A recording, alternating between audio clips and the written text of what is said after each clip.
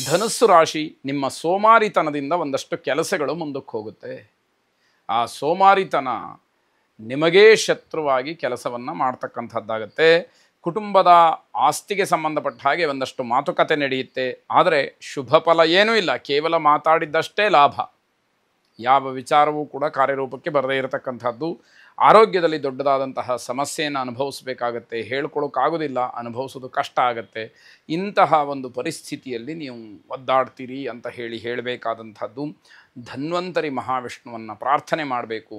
ಆ ಧನ್ವಂತರಿ ಮಹಾವಿಷ್ಣುವಿನ ಅನುಗ್ರಹದಿಂದ ಆರೋಗ್ಯದಲ್ಲಿರತಕ್ಕಂತಹ ಸಮಸ್ಯೆಗಳು, ಆರೋಗ್ಯಕ್ಕೆ ಒದ್ದಾಡ್ತಾ ಇರತಕ್ಕಂಥದ್ದು ಎಲ್ಲವೂ ಕೂಡ ದೂರವಾಗಬೇಕು. ನಿಮ್ಮ ಶರೀರ ಶುದ್ಧವಾಗಬೇಕು. ಆರೋಗ್ಯಪೂರ್ಣರಾಗಿ ಆರೋಗ್ಯವಂತರಾಗಿ ನೀವಿರಬೇಕು ಅಂತಕ್ಕಂತಹ ಕಳಕಳಿ ಶುಭವಾಗಿ. ಮಕರ ರಾಶಿ, ಅಪೂರ್ಣವಾಗಿ ಉಳಿದಂತಹ ಕೆಲವು ಕೆಲಸಗಳು ಈ ದಿವಸ ಪೂರ್ಣವಾಗ್ತಕ್ಕಂತಹ ಸಾಧ್ಯತೆ ಇದೆ. ಆದರೆ ನಿಮ್ಮ ಪ್ರಯತ್ನ ನಿರಂತರವಾಗಿರಬೇಕು. ಅರಬೆರಕೆ ಆದಂತಹ ಕೆಲಸಗಳ ಬಗ್ಗೆ ಗಮನ ಕೊಟ್ಟು ಈ ಕೆಲಸವನ್ನು ಪೂರ್ಣ ಮಾಡಲೇಬೇಕು ಅನ್ನುವಂತಹ ಸತ್ಸಂಕಲ್ಪ ನಿಮ್ಮಿಂದ ಆಗಬೇಕು. ನೀವೇ ಹಾಗೆ ಕೂತ್ಬಿಟ್ರೆ ಯಾರು ಬಂದು ಆ ಕೆಲಸವನ್ನು ಮಾಡ್ತಾರೆ ಅನ್ನುವಂಥದ್ದು ಪ್ರಶ್ನೆಯಾಗುತ್ತೆ. ಮಕ್ಕಳಿಗೆ ಶಿಸ್ತನ್ನು ಕಲಿಸ್ಬೇಕು. ಇಲ್ಲದೇ ಇದ್ದರೆ ಅವರಿಂದ ಅವಮಾನ ಆಗ್ತಕ್ಕಂತಹ ಸಾಧ್ಯತೆ ಹೆಚ್ಚಾಗಿರುತ್ತೆ. ಹಿಂದೆ ಮಾಡಿದ್ದಂತಹ ಹೂಡಿಕೆಯಿಂದ ಲಾಭ ಸಿಗ್ತಕ್ಕಂಥದ್ದಿದೆ. ಯಾವುದೋ ಹಣ ಇದೆ ಅಂತ ಹೇಳಿ ಹೂಡಿಕೆ ಮಾಡಿರ್ತೀರಿ. ಆ ಆಪದ್ಧನ ಇವತ್ತು ನಿಮಗೆ ವಿಶೇಷವಾದಂತಹ ಫಲವನ್ನು ಕೊಡ್ತಕ್ಕಂತಹ ಸಮಯ ಬಂದಿದೆ ಅಂತ ಹೇಳಬೇಕು. ಹಣದ ದುರುಪಯೋಗವನ್ನು ಮಾಡಿಕೊಳ್ಬೇಡಿ. ಕೈಗೆ ಸಿಕ್ಕಂತಹ ಹಣ ಎಷ್ಟೇ ಇರಲಿ ಅದನ್ನು ಸದುಪಯೋಗ ಮಾಡಿಕೊಳ್ಳಿ. ಒಳ್ಳೆಯ ಕೆಲಸಕ್ಕೆ ಅದನ್ನು ವಿನಿಯೋಗ ಮಾಡಿಕೊಳ್ಳಿ. ಶಾಶ್ವತವಾದಂತಹ ಯಾವುದೋ ಒಂದು ಕೆಲಸವನ್ನು ಅದರಿಂದ ಮಾಡಿ, ಇಲ್ಲ ಆಪದ್ಧನವಾಗಿ ಅದನ್ನು ಪರಿವರ್ತನೆ ಮಾಡಿಟ್ಟುಕೊಳ್ಳಿ. ನಿಮ್ಮ ಸಹಾಯಕ್ಕೆ ಮತ್ತೆ ಬರ್ತಕ್ಕಂಥದ್ದಾಗಲಿ. ಕುಬೇರ ಲಕ್ಷ್ಮಿಯನ್ನು ವಿಶೇಷವಾಗಿ ಪ್ರಾರ್ಥನೆ ಮಾಡಿ ಶುಭವಾಗಿ.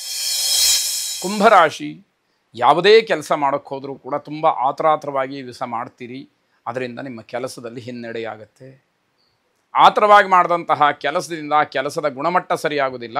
ಮತ್ತೆ ಅದೇ ಕೆಲಸವನ್ನು ಮಾಡಬೇಕಾದಂತಹ ಪರಿಸ್ಥಿತಿಯನ್ನು ನೀವೇ ತಂದುಕೊಳ್ತೀರಿ. ಇದು ಬೇಕಾಗಿತ್ತಾ ಅನ್ನುವಂಥದ್ದಾಗತ್ತೆ. ಆದ್ದರಿಂದ ಕೆಲಸ ಮಾಡುವಾಗ ನಿಧಾನವಾಗಿ ಮಾಡಿ ಸಕಾಲದಲ್ಲಿ ಮುಗಿಸ್ಬೇಕು. ಅಷ್ಟು ಚುರುಕುತನ, ಅಷ್ಟೊಂದು ಚಟುವಟಿಕೆಯಿಂದ ಆ ಕೆಲಸ ಕೂಡಿರಬೇಕಾಗತ್ತೆ.